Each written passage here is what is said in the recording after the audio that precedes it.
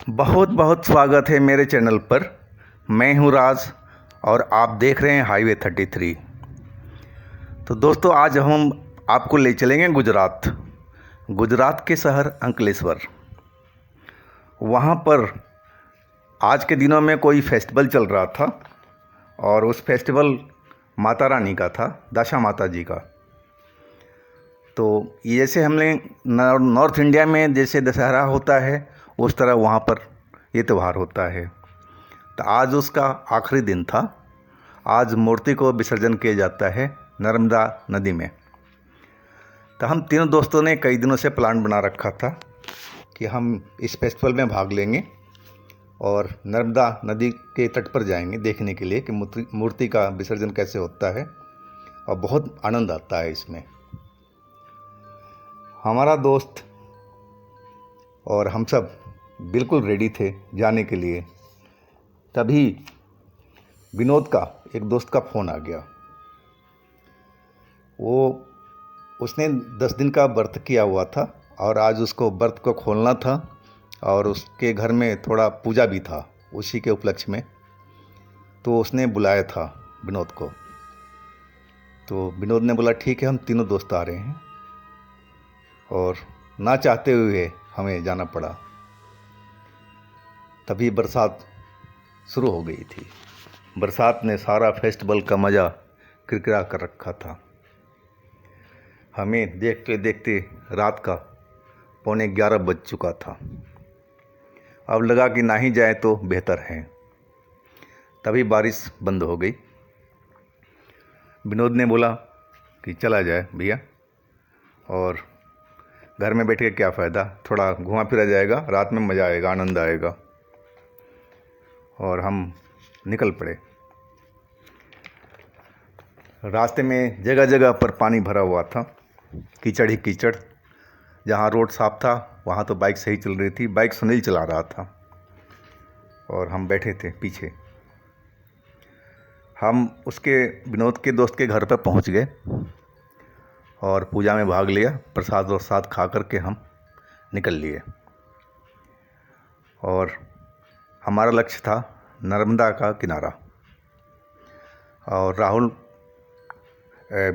सुनील ने तो रास्ता देखा हुआ था, रात का टाइम था, लेकिन वो वहीं का रहने वाला था, आसपास का, बचपन भी वहीं बीता था, तो सब उसको रास्ता पता था। वो अपना शॉर्टकट रास्ते से निकलता हुआ बाइक को आगे बढ़ा रहा था। हमने देखा एक दाहिने साइड में एक मंदिर थी, बहुत शानदार मंदिर बना हुआ था, और वह मंदिर था मशहूर भाटी महाराज जी का। और हम नमस्ते करते हुए वहाँ से आगे निकलते जा रहे थे। अभी हम कुछ ही किलोमीटर आगे बढ़े थे, तभी सुनील शायद रास्ता भटक गया। अपने आप बोलता जा रहा, भाई रास्ता पता है और किसी को आगे जाने के लिए? हम तो उस इलाके में नए थे। कह क्या? मैंने बोला क्या यार सुनील, क्या मजाक कर रहे हो? तुम ही इसी एरिया के रहने वाले, और तुम्हें रास्ता नहीं पता तो हमें क्या पता होगा? फिर बोला हाँ यार, लेकिन मैं कुछ भटक रहा हूँ। भटकने की वजह थी कि मेन रोड पर एक दीवार खड़ी थी और वहाँ रास्ता बंद हो चुका था। और फिर उसने बाइक रोका उस जगह पर।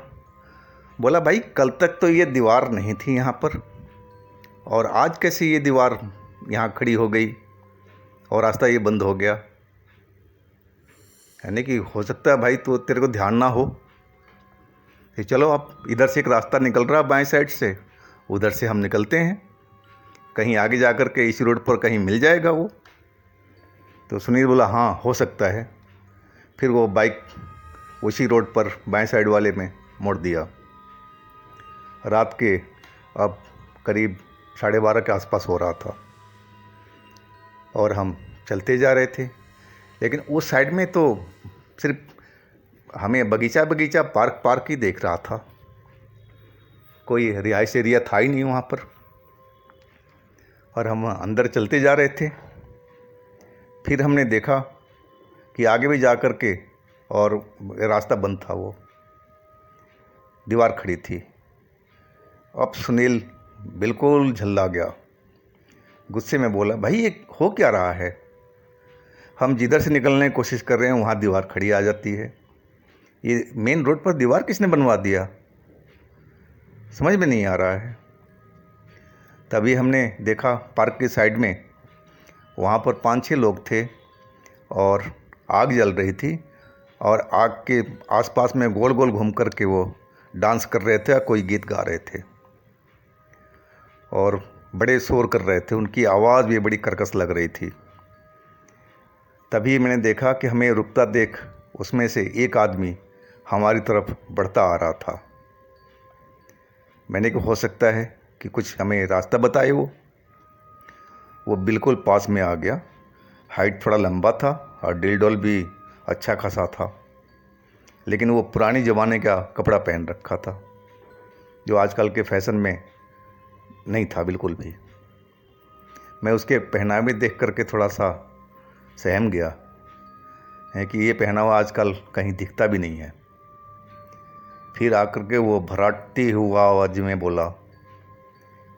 उसकी आवाज़ इतनी लग रहा था कि इको साउंड निकल रही हो, जैसे गहरे कुएं से बोल रहा हो, ऐसी आवाज़ उसके गले से निकल रही थी।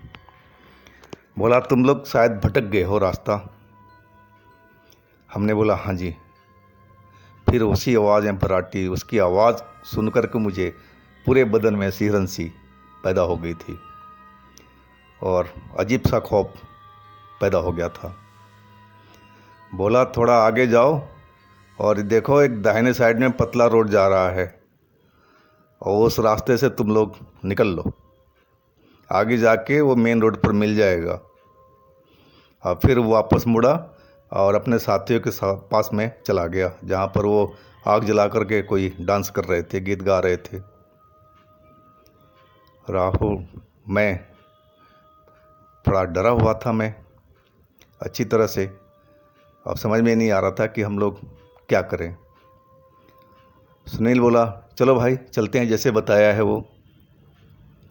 मैं बोला हाँ भाई ठीक है, निकलो। और उसने फिर गाड़ी, अपनी बाइक उसी रास्ते में जिधर बताया था उसी रास्ते पर ले लिया। हम थोड़ा सा ही आगे गए थे कि वो रास्ता फिर बंद मिला, वहाँ भी दीवार खड़ी थी। ऐसे लग रहा था जैसे हमें कोई घेरने की कोशिश कर रहा हो। हम जिधर जा रहे थे उधर दीवार रोड पर खड़ी मिलती थी। अब मेरा सारा शरीर पसीने से नहा चुका था और अजीब सी भय मेरे शरीर में व्याप्त था। मैं कांप रहा था और वही हाल उन दोनों का था, सुनील का भी और विनोद का भी। हमारे मुंह से सही ढंग से आवाज़ नहीं निकल पा रही थी कि हम करें तो क्या करें अब। और अचानक ही बाइक बंद हो गई सुनील की, और फिर वो स्टार्ट करने की कोशिश करने लगा, लेकिन बाइक स्टार्ट नहीं हो पा रही थी।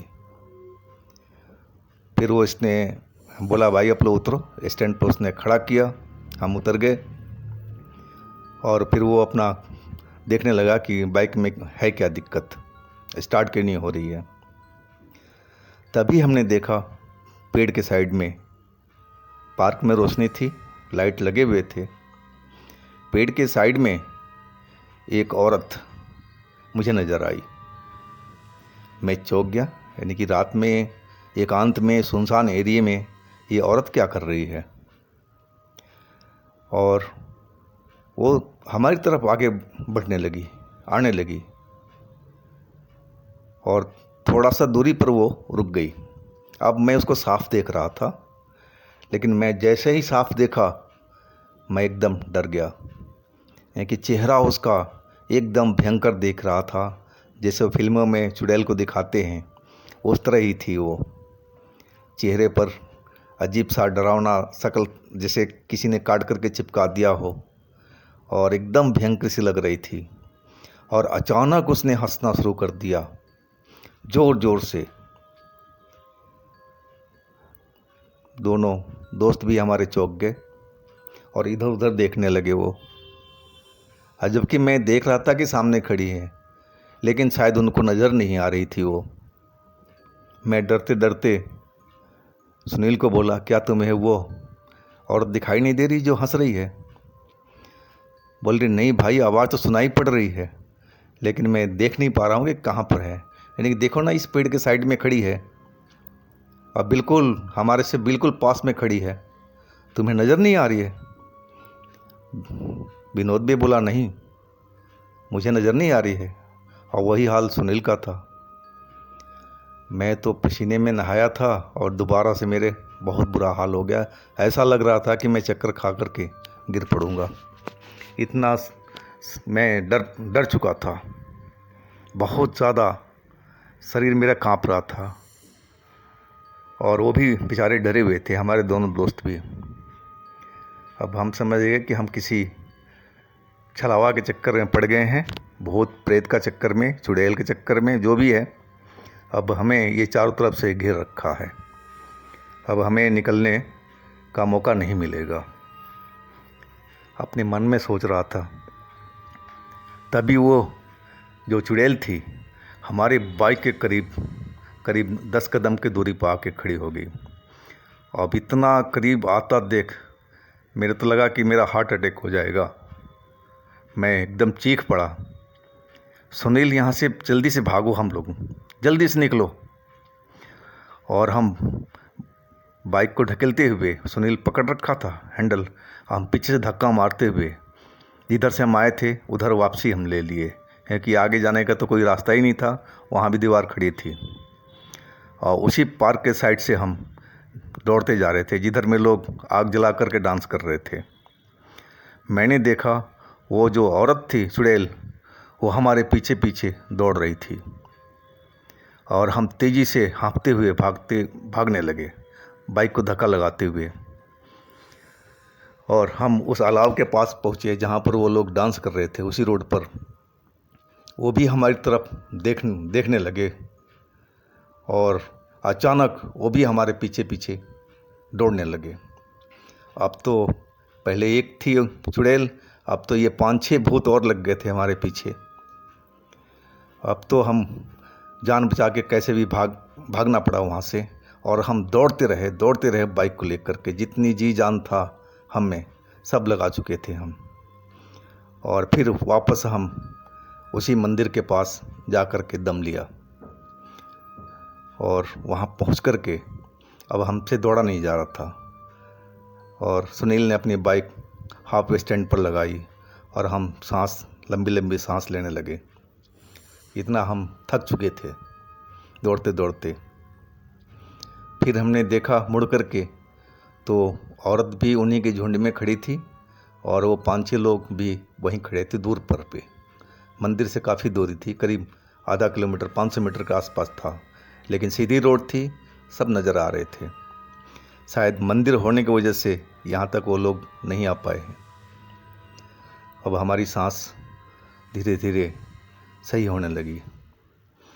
हमने कहा, भाई हम सभी चल कर के भगवान से प्रार्थना करते हैं, मंदिर तक तो आ ही गए हैं। और चलो, हम मंदिर तो ऐसे बंद था, कोई पुजारी उजारी कोई नहीं था, सब शायद होंगे अंदर में होंगे। हम गेट पर जाकर तीनों भगवान क्या मत्था टेका और बहुत देर वहीं पर हम हाथ जोड़े बैठ गए। करीब घंटा से ऊपर ही हो चुका था और हम प्रार्थना करते रहे। अब जा कर के मेरा मन शांत हुआ। शायद वह भगवान का चमत्कार ही था कि जो उस चुड़ैल से, उस छलावा से, उस भूत से हमारी रक्षा किया था। अगर ये मंदिर यहाँ ना होता तो शायद हम लोग उनके जाल में फंस चुके थे और हमारा वो काम ख़त्म कर दिए होते अब तक। और इसके बाद हम बाहर निकल के आए, देखा रोड बिल्कुल खाली है और दूर तक रोड नज़र आ रहा था, स्ट्रीट लाइट जलती। आगे जो दीवार खड़ी थी वो दीवार वहाँ थी नहीं। मैं जल्दी से दोनों दोस्तों को आवाज़ मार के बुलाया, भैया आज जल्दी जल्दी आओ, विनोद सुनील जल्दी आओ। और देखो, उन्होंने देखा तो वाकई में जो कह रहा था बिल्कुल सही बात थी।